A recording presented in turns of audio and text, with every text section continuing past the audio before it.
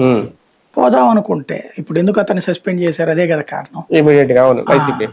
Already తెలుగుదేశానికి indirect గా help చేసి పెట్టాడు మొన్న గుంటూరు కార్పొరేషన్ అవును. వాళ్ళకి వెళ్ళడానికి.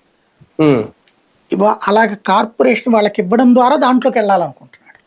ఉమ్. అవును. ఇట్లాంటి వాళ్ళకి సంబంధించి ఉమ్. ఆ లోకల్ లీడర్లకి వాళ్ళ అస్తిత్వానికి ముప్పన్న భయం ఉంటది. ఉమ్.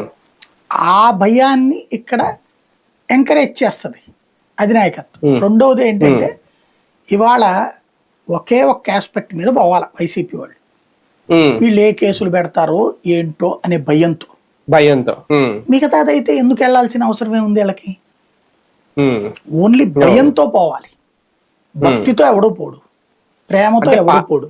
పార్టీలో ఉండి సపోర్ట్ చేసి ఇప్పుడు మనోహర్ నాయుడు లాంటి వాళ్ళు వేటు వేయించుకున్నారు. పార్టీ నుంచి బయటకు వచ్చి కూడా ఇంకా చేరకుండా ఇప్పుడు అవంతి కుమార్తెతో మొన్న చేర్చుకోలేదు అక్కడ విశాఖలో కూడా వాళ్ళు, అదే అంతే. జరిగింది. చేర్చుకోలేదు అంతే. అది ఎందుకని కానీ అక్కడ ఆల్రెడీ వీళ్ళకు ఉన్నారు కదా. ఇప్పుడు అవంతి శ్రీనివాస్ వస్తే ఎక్కడికి కావాలి అతనికి టికెట్, భీమిలి. భీమిలి మళ్ళీ గంటతో గొడవే కదా.